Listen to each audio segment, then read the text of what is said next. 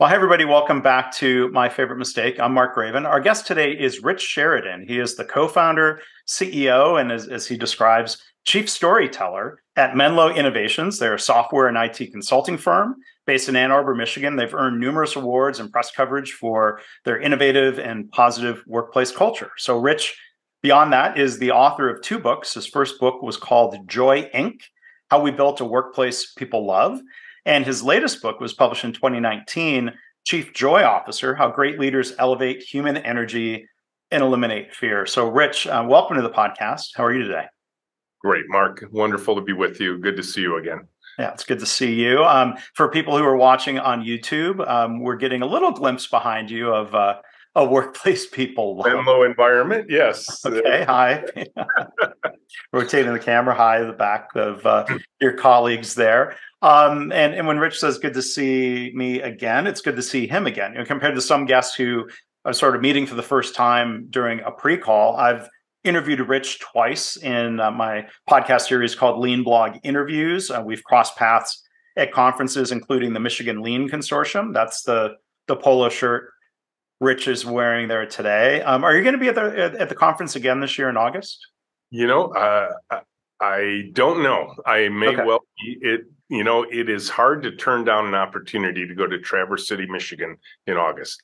Yes, that is true. And it's a great organization and a great event. So I'll be up there again this year. I hope to see you or some of your colleagues. I saw Rich speak at that conference last year. And then I've been able to visit. Now, it was not this office, different Menlo Innovations office, previous office back in 2014. You've moved. Yes, we just moved about 5 months ago. Yeah. So we're just settling in still. Almost. No longer in the basement. You're moving on up. Right. I would say we have sunlight, but it's Michigan in spring. We have natural light right now. Yeah. Sunlight will come in the summertime. Yeah, we're almost there. So Rich, we're going to have a chance to talk about your books and a little bit more of the culture and what you're doing there at Menlo. I wanted to ask first, before getting into the favorite mistake story, the title Chief Storyteller. Like, tell us a little bit about what that means to you, how that came to be. Yeah, it was kind of a title anointed onto me by the team. Mark, as you know, our culture is interesting enough that thousands of people a year, ignore the pandemic years, of course, would get on airplanes, travel from all over the world to come visit us, spend anywhere from a day to a week learning about our culture, learning about our practices, our processes, and so on. We share what we've learned with the world. There's nothing we're trying to keep a trade secret. We are an open book for the world to come visit. And of course, I lead a lot of those tours. I teach a lot of the classes we teach, not all of them, of course. And in the process of sharing what we've learned over the course of the 22 years of Menlo and my own personal 20 years before that, I find the best way to share that is through story, telling stories of triumphs and tragedies of the past, stories of vision of the future, of where we're headed, what we're trying to accomplish. And the team eventually became quite enamored with my storytelling prowess because I was doing it so often. And they just tapped me on the shoulder one day and said, Rich, we're going to add this title to your business, Chief Storyteller. Yeah. Well, so now that doesn't set any pressure here. I'm going to ask you to tell. I'm going to ask you to tell a story, but I don't know if it's from your time at Menlo or different things you've done before. Rich, thinking back, what would you say is your favorite mistake? Well, my personal favorite is one that actually changed my life. Back in around 1997, I was a senior level leader at a public company here in Ann Arbor called Interface Systems. Bob Nero, the CEO, who was 2 or 3 levels above me, brought me into his office and made me an offer. And he said, Rich, I heard a lot of good things about your leadership, your skills, how you help direct the technical efforts of our teams, because I was embedded in the R&D part of the company. And he said, I'd really like to promote you, maybe not tomorrow, but over the next year or so, to head up all of the R&D. I want to make you the VP of R&D of all of Interface Systems, which kind of a neat offer, right? One of those career moments. I think I'd been out of college then by about 15 years. So it felt like the right kind of timing for me. Mm-hmm. And I looked at him and I said, no way. Wow. I said, I am not interested in signing up for the uncapped personal commitment that comes with being a VP at a troubled public company. Why? Well, why troubled, and what did you think would be involved then? So what I had witnessed, Mark, over all these years at that point was that, and I was part of it. So it wasn't like I was innocent of all of this, but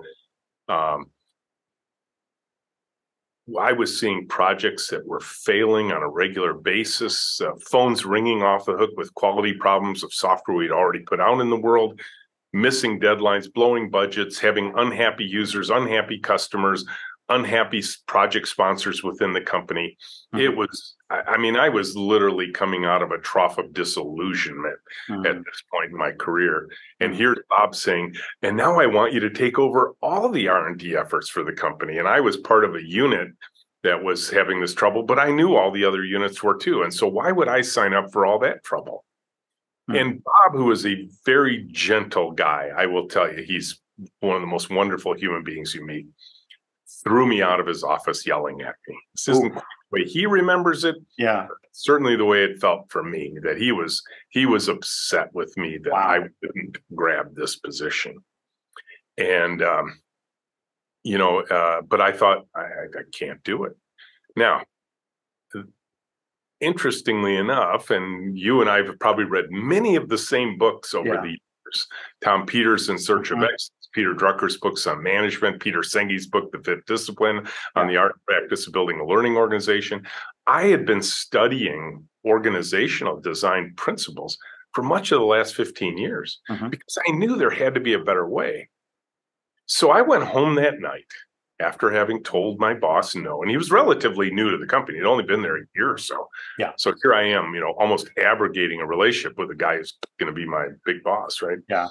And I thought about the opportunity put in front of me. And I thought about what I wanted to do in my own career. I thought about this picture of things can be better. I didn't know exactly how. Right. But all these books I've been telling me is there are companies that had achieved this greatness. The books didn't actually tell me how to do it myself, but at least gave me hope that there was a better picture. And so I went in the next morning, asked if I could see Bob again. Yeah. And I said, Bob, I'll take the job on one condition. Now, you can imagine Bob's looking at me like, wait a minute, what do you mean one condition? You just quit on me yesterday. And I said, no, one condition. He says, what is it? I said, I need your help. I said, I want to build the best damn software team that this town has ever seen. And I can't do it without you. And he looked at me saying, what on earth happened between yesterday afternoon, this morning? And I told him my journey. I told him my story. I told him what I was wanting to accomplish in my career, what I thought was possible, that I had never gotten to. And I didn't even know how I was going to get there. I just knew that this was the kind of opportunity that comes once in a lifetime. And I will tell you, Mark, that the reason this is my favorite mistake, that literally changed the course of my life. Yeah. That discussion that day. Wow. And, I mean, it's good you had the opportunity to have it. I mean, you said Bob threw you out. He didn't fire you, but no, it was more like, okay, I got to go to plan B. I don't know what plan B is. You messed up everything for me, and it was like, you were the guy, Rich. I thought you were the guy. Clearly I was wrong, and he was right. I was the guy. I knew that. And Bob and I are still incredibly close friends to this day. And I tell him beyond a shadow of a doubt that Menlo Innovations would not exist today were it not for his influence in my life back at Systems. So it sounds like what you're saying, the mistake was saying no, but you were able to recover from that at least. Yep. Well, I think a lot of us probably make decisions and we wonder, do we have to stick with those decisions? Because I could have gone home that night and said, well, I threw that opportunity away. I wonder when the next one will come. And I decided, no, I'm going to reconsider. And, you know, and part of that was eating some humble pie, right? Because it was not a pleasant conversation with Bob the previous day. So I had to come in a little bit tail between my legs and say, hey, I've thought about it again. Yeah. Well, it's interesting. I mean, your recollection of it sounds like, I mean, he wasn't prepared to, in that first discussion, to try to convince you, apparently. He heard you say no way, and it must have sounded real definitive, or, I mean, it seemed like it was a chance he could have probed, or will help me understand, or let me convince you. I think he, and it wasn't like the first time we had hinted at this kind of thing. But this was the first time he was making it entirely clear what my career path was going to be. He even cleverly threw in, he says, you know, Rich, you have those 3 teenage daughters who are going to want to go to college and are going to get married someday. So I think, you know, the stock options we're going to put in you're going to help quite a bit with that, which he was right about all fronts. But you know, I think he had thought he had built a plan. I think he had thought he had done all the homework he needed to do. And this was just confirming everything. And I look at him and say, not interested. Yeesh. Right. So I made some mistake. Yeah, he thought it was a done deal as I was walking in the room. So maybe it was both of our favorite mistakes, you know, at that point. Well, so then you ended up down that path. I mean, you told him, or he agreed to give you help. How specific did you have to be in terms of saying, hey, Bob, here's what I mean by help, or what types of action? You know, I will say I didn't know at that time, Mark, exactly. Like, I didn't know how hard it was going to be. What happened in that night for me was a change of conviction. I went from trough of disillusionment to I'm excited about the unknown of the future. I am interested in doubling down on my effort to figure out how can I turn this thing around. And quite frankly, for 2 years from that conversation forward, all I did was try harder. And I'll be honest with you, it didn't work. I mean, did things get a little better? Yeah, but it was like 5% better, 10% better. I needed like 200% better in order to really escape. But 2 years in, I met my future co-founder, James Goebel, as a consultant. I read a book by a guy named Kent Beck on a new way of programming team organization called Explore Programming. And I saw the industrial design firm IDEO highlighted on Nightline as they redesigned the shopping cart in just 5 days. And it literally produced this click moment, which those come when you've prepared your mind for so long. You've gone through some painful episodes. You've had some nascent thoughts about how to get it. And then all of a sudden, click.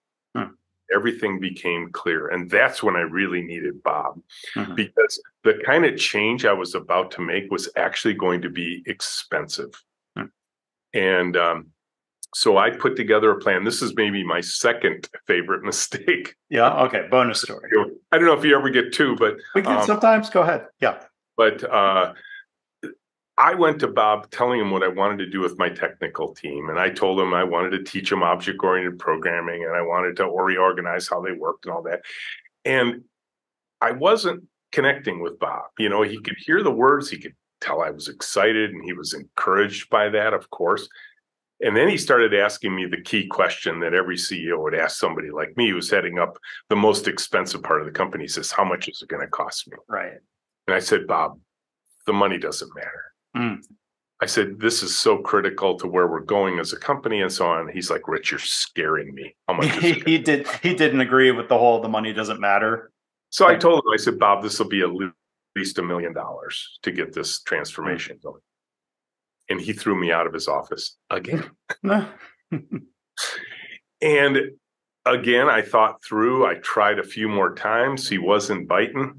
And one day I came back to him and I said, Bob, I've been thinking about this really hard, and here's what I see happening. Interface Systems is running out of cash. Mm. We're a public company. We're meeting quarterly as the executive team. We're meeting with board members, and the cash is going to run out before I get the new products you're counting on done. And he goes, yep, that's a good assessment, Rich. I said, I know how this works. There's only 3 routes out of this. Secondary offering on the public market, sell more shares.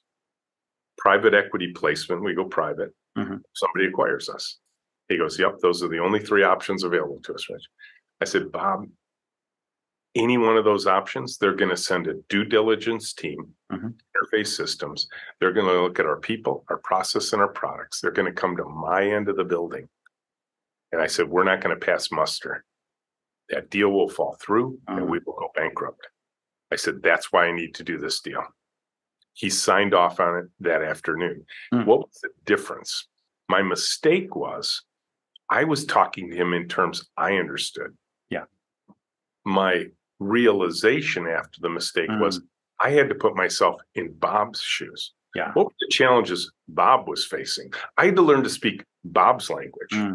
Once I did that, now the support was, now he was introducing me. He was bringing me to board meetings to present what I was going to do. He was introducing me to significant shareholders of the company to double check, because Bob was careful. I mean, he's running a public company. He has to be.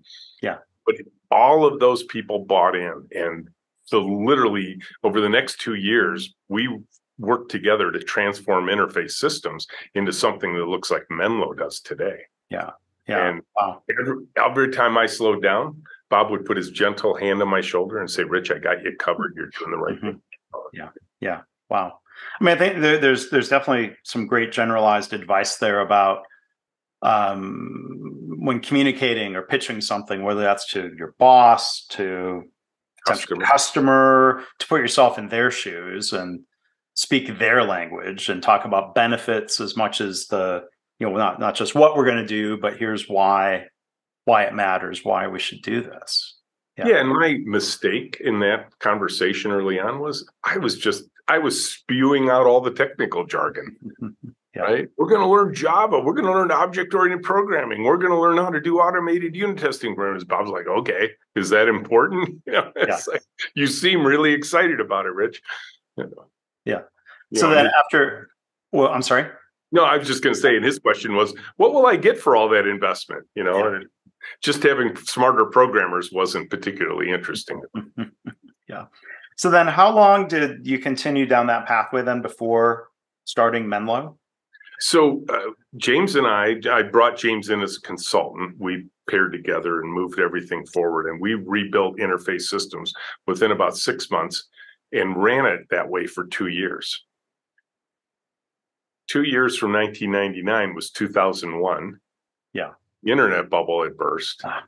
Interface Systems, exactly as I predicted, Mark, Tumbleweed Communications took an interest in us, sent a due diligence team to Interface.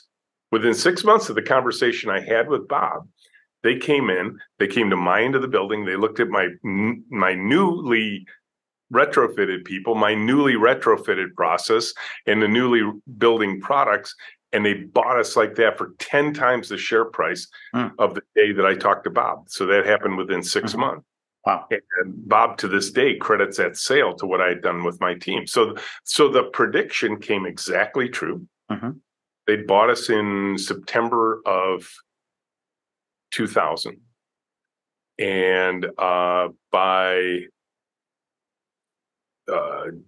April of 2001, they had to shutter every remote office they had, not because of trouble at Interface, but because of trouble at the parent organization. Yeah. Their stock had slumped. They had been buying everything with shares, and they had to shutter every remote office they had, including our Ann Arbor office. And so that afternoon, I'm going home with, no job, no paycheck, no stock options. The number for the unemployment office was rattling around in my head somewhere, and I told my wife, and she said, what are we going to do? And I said, well, I'm not unemployed, honey. I'm an entrepreneur now. Yeah. Because they can't take away what I had learned in those 2 years. And that became the basis for what would become Menlo Innovations. Yeah. And then you have that opportunity then to really explore some of these different ideas and different ways of doing things, there at Menlo. And, you've written 2 books with the word joy in the title. First off, how do you define joy in a workplace setting? And then what's your role as CEO in helping others find joy or be joyful? Sure. Yeah, and I differentiate, Mark, between joy and happiness. Mm. I don't think you can do the hard work of any company without and be happy every minute, every day, at least not without medication. Joy is a much longer arc. Yeah. And for people in more technical professions, engineering professions, in my case, software, I believe there is only one definition of joy for a team like mine, and that is to see their work get out into the world and delight the people it's intended to serve. Mm-hmm. So much that they come back later and say, I love what you've created. Your work has made my life better. That is joy for our team. When we see the work of our hearts, our hands, and our minds deliver to the world. That's what I was being denied in my previous trough of disillusionment days. Yeah. If we ever shipped at all, we were shipping poor quality, usability. Everybody was frustrated with it. Phone calls were ringing off the hook saying, this doesn't do what I need it to do. It doesn't solve the right problems. Even when it does, it doesn't do it correctly because there's bugs and errors. And it was like, oh my gosh, there is zero joy in that. Right. And I love the Deming quote that says, all anyone asks for is a chance to work with pride. Yeah. In those days of bugs and errors and missed deadlines and blown budgets, there was no pride in those days. Right. Now, what we see is our regular and systematic ability to deliver quality work to our clients that actually is used and through the people it's intended to serve, the end users of the software. That's how we define joy. Now, I don't believe for a second you could produce that kind of joy in the world without having some joy in the room. Yeah. So there's a lot of things we do. And I would say, you asked, what's my role in all of this?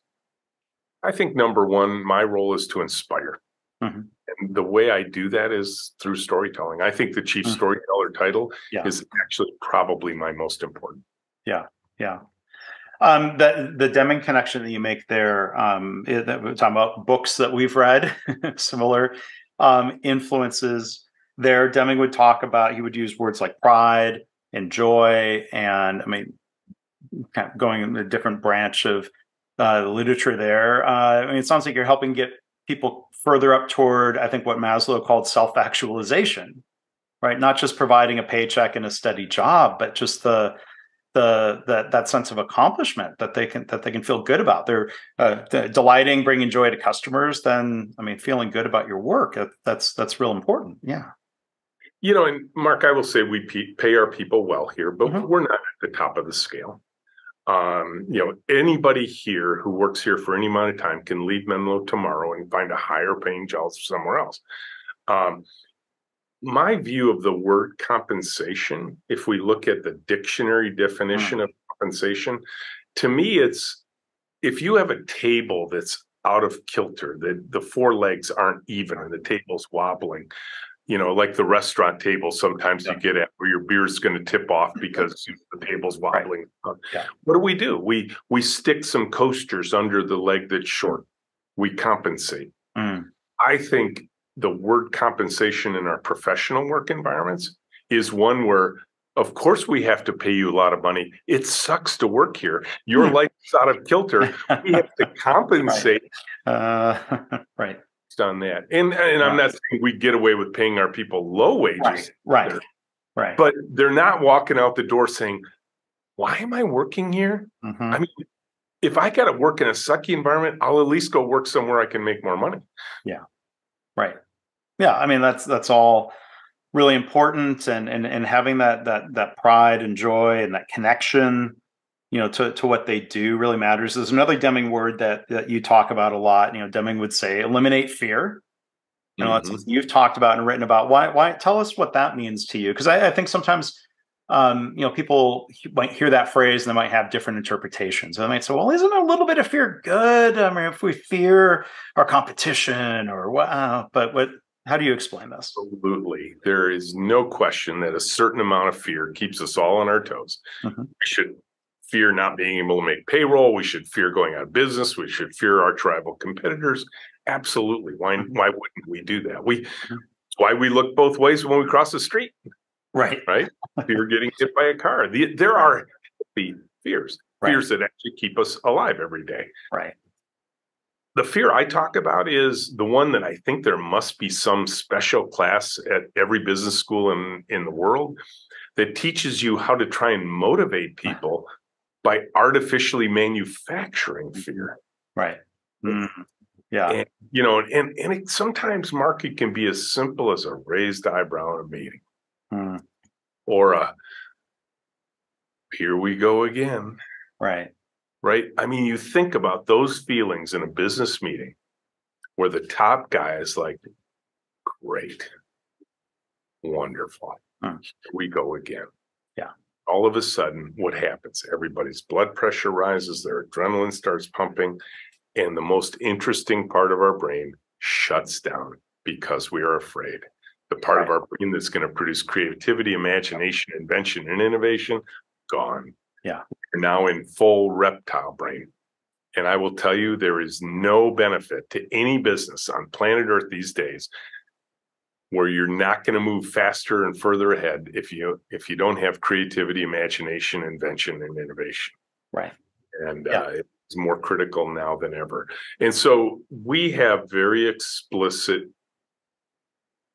it's not rules, but sort of concepts here about fear. One is when we're interviewing, we pair people during the interview because we do pair work here. You can talk about it if you want. We pair people during the interview and we tell you your job. You're paired with another candidate who's competing for the same position you are. We say your job is to help the person sitting next to you succeed. Make your partner look good. Demonstrate good kindergarten skills. And this is teaching them our culture from the moment of first contact, because that's the way it works here. We tell them our interview process is trying to weed people in rather than weed people out. Yeah. And people are like, what? I mean, every interview process I've ever had, they're trying to like cut everything in half, push half the, throw resumes out before they even talk to the people and all that kind of stuff. Like, why would we do that to human beings? Right. Why don't we give them the best chance to succeed? Some other big statements here: make mistakes faster. It's not because we prefer making mistakes. We're human. We prefer not to make any mistakes. What we prefer to do is make small mistakes quickly so we can correct them before they kill us. Yeah. Right. And one of our big posters in the room is fear doesn't make bad news go away. Fear makes bad news go into hiding.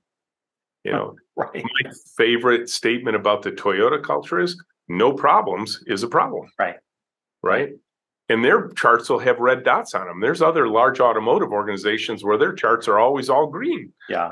Right. And if it's always all green, you're not going to figure out what do we need to focus on? Where should we focus our attention? Right. And it seems like, it seems like it's all very interconnected.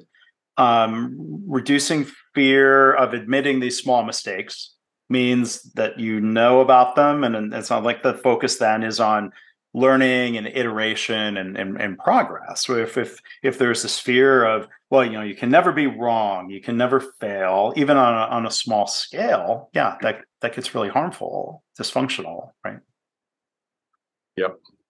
Yeah, we're a recent customer of ours. It takes a while for a customer to get used to us, and this one hasn't yet. I will just say, and talk to me in 6 months whether maybe my next biggest mistake was actually letting this customer in the room. But they sat in a meeting with us, and they pointedly said, "I don't ever want to hear you guys say I don't know." And don't ever tell me you're just guessing what the answer is. Right. You're being honest, right? One of the biggest posters in our room is it's okay to say I don't know. It's like, oh my, I got some teaching to do for this customer, because let me tell you, there are going to be a lot of times doing what we do for a living that we just don't know, and we're going to tell you. Right. Rather than fake it, Right. What's the difference? Toyota people are fond of trying to draw out what do we know And if we know it, how do we know it versus what's an assumption or a hypothesis or a guess until real information kind of fills in behind? And there's another phrase you use I was going to ask you about. Let's run the experiment. Right. Tell Yes. us more about that. Yeah. So, I think a lot of companies get paralyzed. Somebody has a new idea. They want to try something. And the initial instinct is, well, let's take a meeting. Maybe if it's a bigger idea, well, we'll form a committee to write a policy about that. Right. Any of those approaches is going to kill the idea in a second. And that you kill enough ideas in succession, ideas stop flowing. Yeah. Here, our attitude is take action versus take a meeting. Yeah. Let's try stuff and see if it works. And if it doesn't, Right. abandon it. And so our favorite phrase is, yeah, I don't know if it'll work. Let's run the experiment. Well, this lifts the human energy of our team. Yeah. Right? Because now you got a place where people are like, hey, I'm running an experiment today. I'm trying this. I don't know if it'll work. Right. It's okay. We run experiments all the time here. And guess what? You want to do continuous improvement. And I think Mike Rother would be right there with us in this conversation. Run a series of small experiments, right, and then pay attention to what actually happens. Right.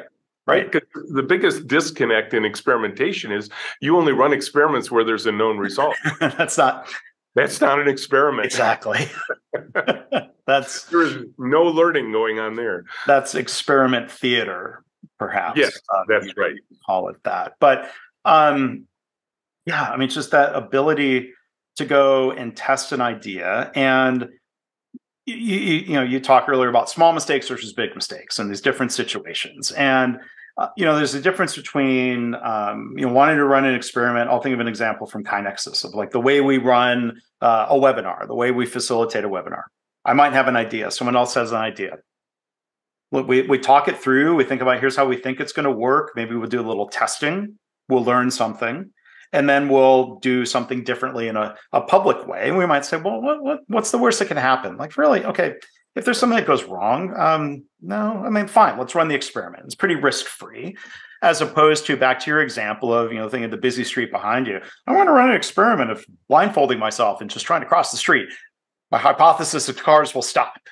Like, well, come on, that's not really a reasonable experiment to run, right? Yeah, it's a little bit hilarious that you would mention that because Ann Arbor being Ann Arbor and the University of Michigan and the Center for Mobility and that, there are a lot of experimental autonomous vehicles running down the street. So I'm trying to imagine putting the blindfold on and walking out in front of the other experiment that's going on where somebody's got a self-driving vehicle. Yeah.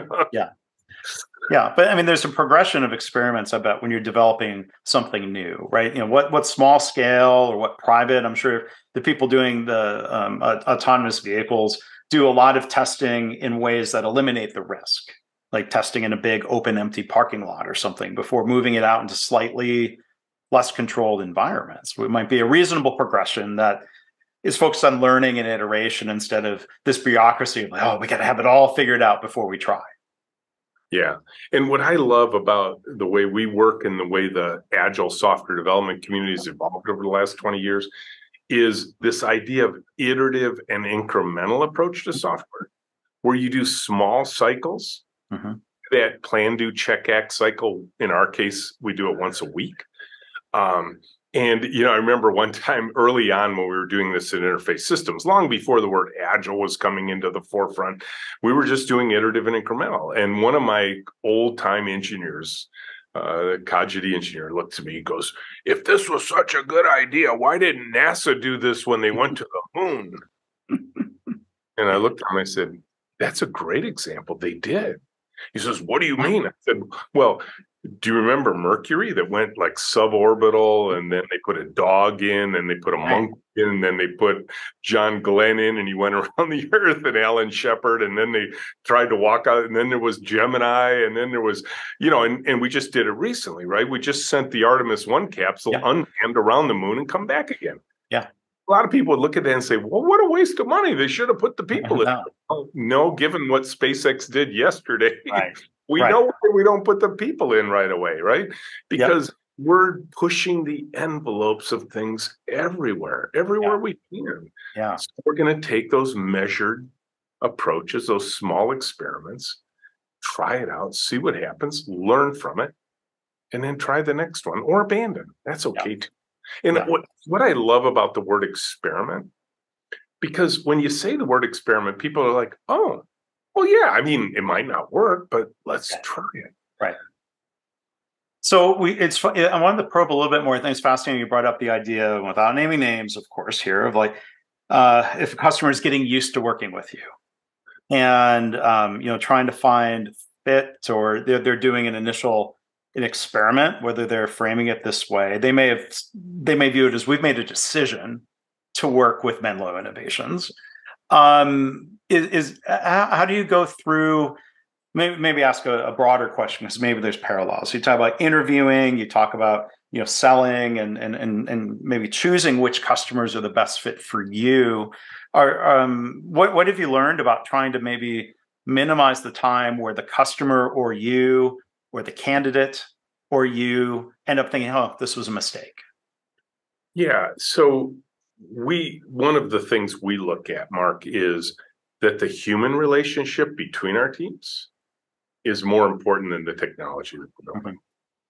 And so what we look for are, what are some small projects, kind of like dating a new customer, right? Because by the time we really get into a project, it can last years. Absolutely feel like we've married our customers. And I will tell you, when that happens, it is delightful. Yeah. We have multiple clients that have been with us for 10 years, coming back with project after project after project, and they know how we work. They know why we work. They know what its value is. They can play our little orchestra here as well as we can. But those early customers who fantasize the software is easy and that it just, you've done this 100 times before, you should be able to snap this out in a week. We will start with smaller projects, smaller engagements, start building the human relationship, start to see where the disconnects are, and quite frankly, start telling some stories. Because I will tell you, without the stories, Menlo doesn't make sense. We pair people in a big open room. We switch the pairs every 5 days. We write these automated unit test frameworks around the code, which means half the lines of code we're writing at least are test lines that won't ship with the actual product. And people who fantasize the software is easy, we're like, why are you doing all this? It sounds really expensive. Well, it is, until you consider the expense of the cost of delivering poor quality, a product that doesn't meet the user's needs and never gets used. Because if you spend $2 million with us and the product actually launches successfully in the marketplace versus $1 million with somebody who can do it half as cheap as us, but it never gets used, that feels like a divide by zero error. So our guest today, Rich Sheridan, CEO and Chief Storyteller at Menlo Innovations. I'll put links to the company and his books and previous podcasts that I've done with Rich before. But let me ask one other question before we wrap up, Rich. Back to this idea of doing things differently. Menlo Innovations, we talk about the interviewing process, might not be everyone's cup of tea. Same thing might apply, with customers, and you're trying to find, people who are a fit to that style of work. You mentioned earlier the paired work, which I think has origins in paired programming, but you've extended that. Tell us a little bit more about that, not just the paired interviewing, but now the paired work. And when people come to visit Menlo, they're looking at a lot of different things. We're very visual management oriented company, which appeals a lot to the lean community, of course. We do paper-based planning, which blows the minds of people in my industry. Like, why aren't you using software for this? And we tell them, we choose tools that work better for humans. But the part that they're just blown away by, even if they knew it when they were coming in the door that they were going to see it, is two programmers, for example, sitting side by side at one keyboard, sharing a keyboard and a mouse, working together all day long. Then they find out our high-tech anthropologists work like that, our QA people work like that, and they see evidence of this everywhere in the company, and they're like, why do you do that? Doesn't that double your costs? Well, the simple example with programming is, yes, indeed, it would double the cost if you believe for a second that the that the cost of programming was directly related to the programming or the typing speed of our programmers, right? If that was the case, we would just teach our programmers typing, we would just give them typing classes. Right. But everywhere at Menlo, what we are doing, and particularly the innovative projects we work on for our clients, building custom software for all kinds of stuff, is a problem-solving contest. Yeah. And we are typically solving problems no one has ever solved before, not just Menlo. And so two people are always better at solving problems together than they are apart and solving well. The other big problem that we avoid is this, what I call the tower of knowledge problem. I will tell you, you'd show me any software team that works in the traditional fashion, and I will ask the executive, tell me the first name of one of your towers of knowledge, and they will snap them out like that. Eric, Bill, Susan, Jim. Like, great. What if they left tomorrow? If they left tomorrow, I'd be out of business. Right. We literally had a multi-billion-dollar life insurance company here, and they said if 4 of our programmers leave, we won't be able to conduct our business anymore. Wow. Can you imagine that? That they were willing to take that kind of risk, given they're an insurance company. It's like, you guys are supposed to be mitigating risk, not endorsing it. And so, and tower of knowledge problem in the software industry is incredibly strong. Yeah. And we don't have that here. No one here owns a piece of line of code. The pair switching means that everybody has knowledge of what's going on, which means people can take vacations without taking laptops with them. Yeah. Yeah. And it seems like, boy, when a company is beholden to those towers of knowledge, it's maybe a reverse situation. Bob asked you, hey, Rich, you've got daughters who are going to go to college and weddings to pay for. It could then flip where those towers of knowledge come to the boss and say, hey, boss, you've got kids going to college soon. you want to get your bonus, don't you? Right. Yeah, I once asked an executive, I was talking about towers of knowledge. He goes, yeah, but Bill's so happy here. I said, really? Let's go talk to Bill. So we did. We walked down the hall. We found his tower of knowledge. And I said, Bill, if you won the lottery tomorrow, are you coming to work the next day? Yeah. And Bill smiles. He says, absolutely. And the boss is just beaming. See how happy Bill is? Yeah. Bill says, yep. I'd come in, throw my cell phone in the garbage, say goodbye to all my friends, and I'm out of here. And the boss is like, what? Yeah, wait to hear the full answer there. Yeah, exactly. Yeah. But back to that question of what do we know versus what are we assuming to be true? I mean, you could go in and ask an employee, you might get an honest answer. You never know. Yeah. Well, and why would Bill be willing to offer such a blatantly honest answer to his boss? Because his boss can't do anything about it. And that could get ugly or toxic or dysfunctional. Of course it does. You tell me, you show me one tower of knowledge and I'll show you your most cantankerous employee. Yeah. Why? Because they are trapped in a prison they can't escape from. Without joy. Yeah. Yeah. There's a different path.